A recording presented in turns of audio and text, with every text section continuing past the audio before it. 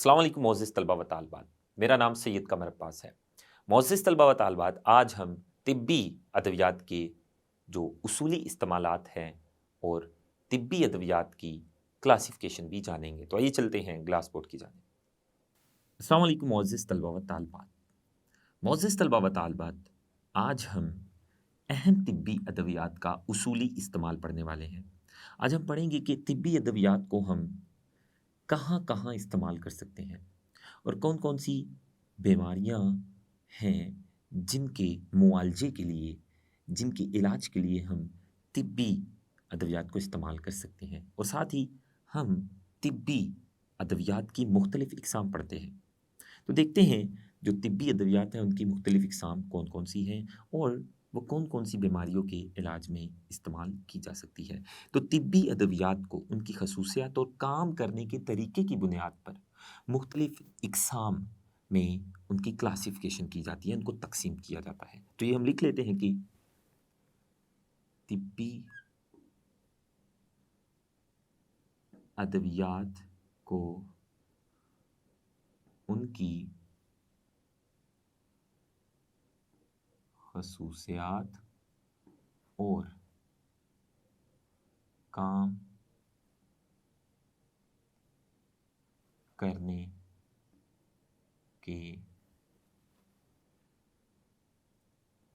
के तरीके की बुनियाद पर मुख्तलिफ़ इक़साम में तक़सीम किया जाता है। तो तिब्बी अद्वियात की क्लासिफ़िकेशन हम पढ़ने लगे हैं और ये क्लासिफ़िकेशन जो तिब्बी अद्वियात की गई है, वो उनकी ख़ुसूसियत और काम करने के तरीके की बुनियाद पर की गई है। तो तिब्बी अद्वियात की क्लासिफ़िकेशन।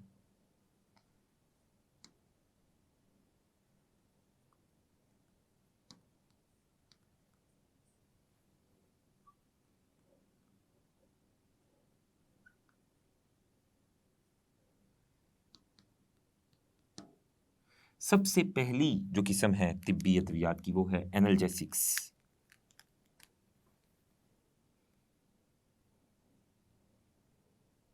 एनाल्जेसिक्स,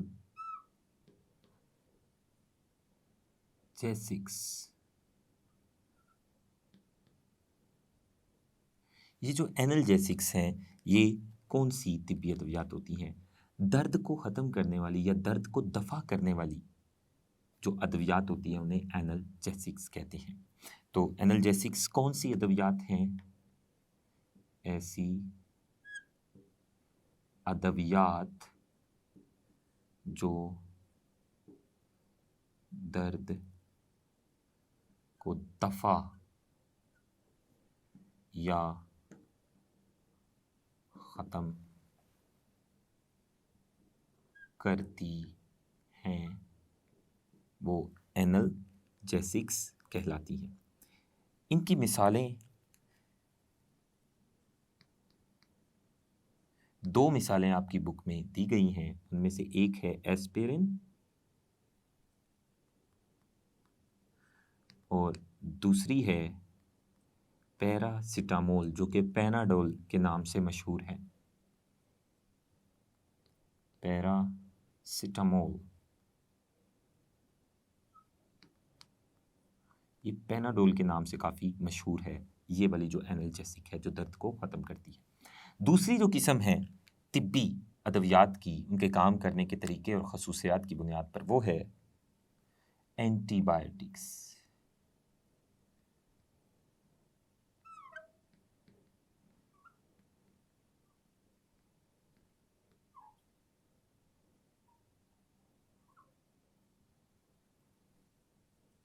तो एंटीबायोटिक्स कौन सी अद्वियात हैं? ऐसी अद्वियात जो बैक्टीरिया को रोकती हैं, किसी भी तरीके से जो बैक्टीरिया की ग्रोथ को रोकें, बैक्टीरिया की तादाद को बढ़ने से रोकें या फिर उन्हें मार डालें।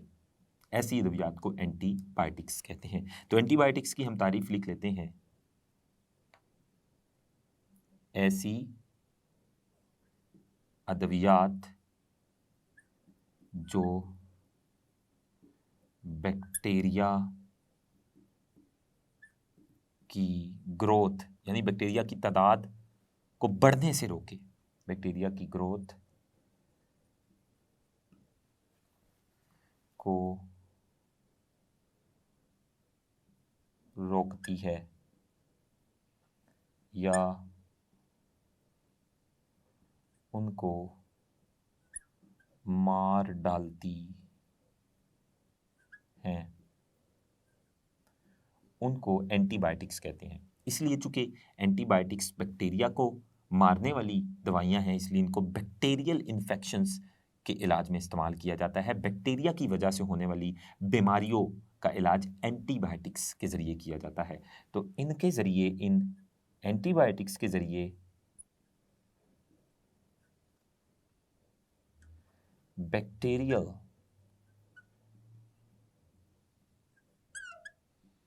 बैक्टीरियल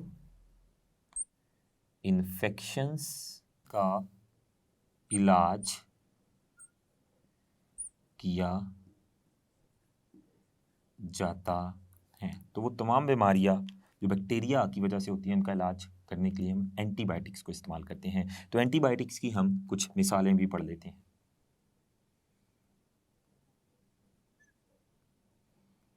एंटीबायोटिक्स की मिसालों में टेट्रासाइक्लिन शामिल है,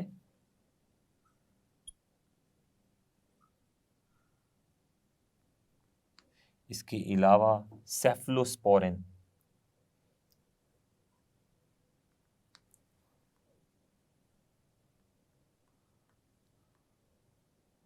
तो ये दोनों एंटीबायोटिक्स की मिसालें हैं जिनको हम बैक्टीरिया को मारने के लिए इस्तेमाल करते हैं।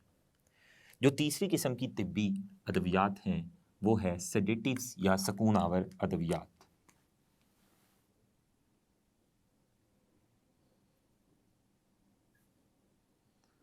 सकून आवर अद्वियात या इन्हीं को सेडेटिव्स भी कहते हैं। तो सकून आवर अद्वियात या सेडेटिव्स क्या होती हैं? ऐसी दवाइयाँ जो ज़हनी तनाव और ज़हनी हिजानी कैफियत को ख़त्म करने के लिए इस्तेमाल होती हैं और जहन को सुकून में लाने के लिए इस्तेमाल होती हैं, उन्हें सकून आवर अद्वियात या सेडेटिव्स कहते हैं। ये क्या करती हैं? जो टेंशन होती है, जो ज़हनी तनाव होता है, जो ज़हनी परेशानी होती है, जो ज़हनी उलझाव होता है, वो ख़त्म कर देती हैं और जहन को हिजानी कैफियत से, टेंशन की हालत से, तनाव की हालत से, परेशानी की हालत से बाहर ले आती हैं और जहन को सुकून की हालत में ले जाती है। ऐसी दवाइयों को सकून आवर अद्वियात या सेडेटिव्स कहते हैं। इनकी भी हम तारीफ लिख लेते हैं। ये अद्वियात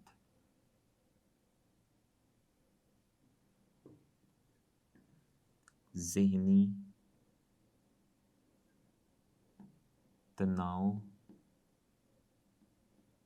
और हिजानी कैफियत को, हिजानी कैफियत यानी परेशानी की हालत, बेचैनी की हालत, तो ये अद्वियात ज़हनी तनाव और हिजानी कैफियत को ख़त्म करके ज़हनी सुकून लाती है। इनको हम सेडेटिव्स या सकून आवर अद्वियात कहते हैं। तो इनकी मिसालों में एक काफ़ी मशहूर दवाई है और उसका नाम है डायज़ेपाम।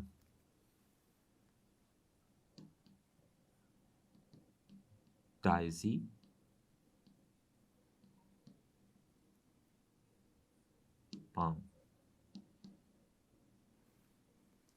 ये डायज़ेपाम एक सकून आवर दवाई या सेडेटिव है। चौथी किस्म है जो तिब्बी अद्वियात की, जो कि बीमारियों के इलाज में इस्तेमाल होती है, वो है वैक्सीन।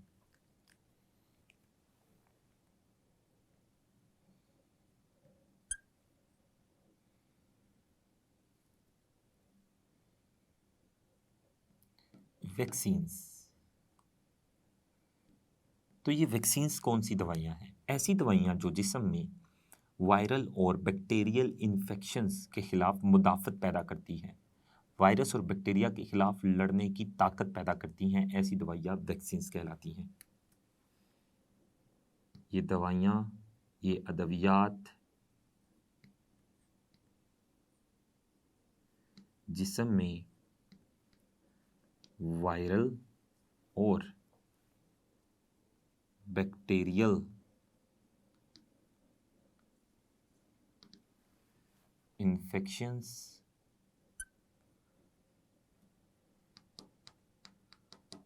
के खिलाफ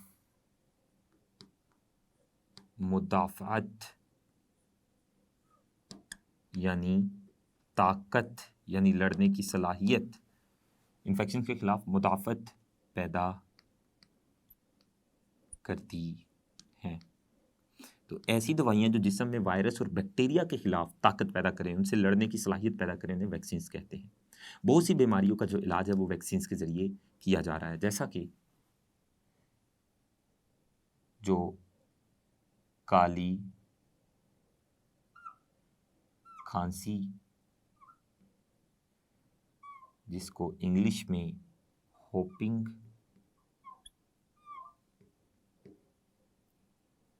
कफ भी कहते हैं, काली खांसी, इसके अलावा काली खांसी के अलावा चीचक, जिसको इंग्लिश में स्मॉल पॉक्स भी कहते हैं, और जिगर की सोजिश, जिसको हेपेटाइटिस कहते हैं, हेपेटाइटिस बी, हेपेटाइटिस बी के खिलाफ वैक्सीन्स बन चुकी हैं और इन बीमारियों का इलाज वैक्सीन्स के ज़रिए किया जा रहा है। तो ये हमने तिब्बी अद्वियात के काम करने के तरीके और उनकी खसूसियात की बुना पर उनकी क्लासिफिकेशन पढ़ी। 3 किस्म की और अद्वियात आप सुन लें, वो हैं डिसइंफेक्टेंट्स, एंटीसेप्टिक्स और एंटीबायोटिक्स। ये जो 3 किस्म की अद्वियात है, ये किस बुनियाद पर बनाई गई हैं? इनकी जो बुनियाद है, इनकी जगह, जिस जगह पर इन्होंने जरासीमों को मारना है, उस जगह की बुनियाद पर इनकी 3 इकसाम हैं। तो किस जगह पर अद्वियात जो जरासीमों को मारेंगी, उस जगह की बुनियाद पर अद्वियात की 3 इकसाम बना दी गई। उनमें से पहली है एंटीसेप्टिक्स,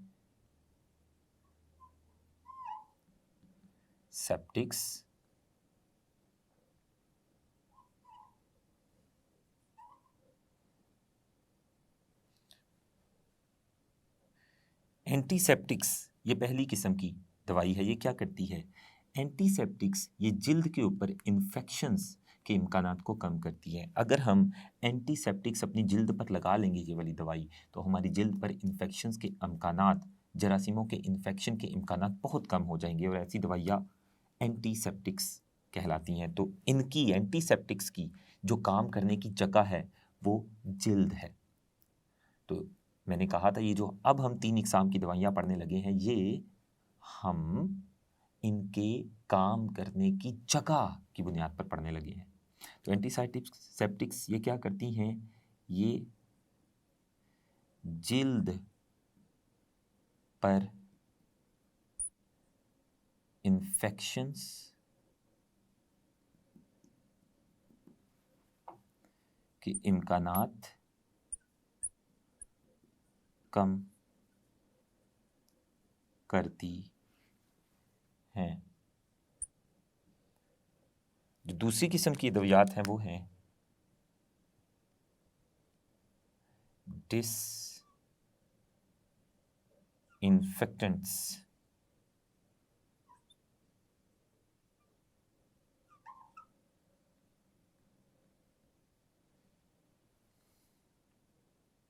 ये जो डिसइंफेक्टेंट्स हैं, ये कौन सी दवाइयाँ हैं? ऐसी दवाइयाँ जो बेजान अशिया पर मौजूद माइक्रो ऑर्गेनिजम्स को मारती हैं, जैसा कि सर्जरी के आलात जो कि बहुत ज़रूरी हैं सर्जरी के लिए और जिनका जो राब्ता है वो जानदारों से होना है सर्जरी के दौरान। तो अगर उन आलात से हमने जरासीमों को साफ़ ना किया या जरासीमों को ना मारा तो सर्जरी के दौरान जरासीम इंसान के जिस्म में जाकर उसको बीमार कर सकते हैं। तो डिसइंफेक्टेंट्स ये अद्वियात बेजान अशिया पर मौजूद माइक्रो ऑर्गेनिजम्स को मारती हैं। ऐसी अद्वियात को डिसइंफेक्टेंट्स कहते हैं जो बेजान अशिया पर मौजूद माइक्रो ऑर्गेनिजम्स को मारती हैं, जरासीमों को मारती हैं। और तीसरी किस्म की जो अद्वियात हैं वो है एंटीबायोटिक्स।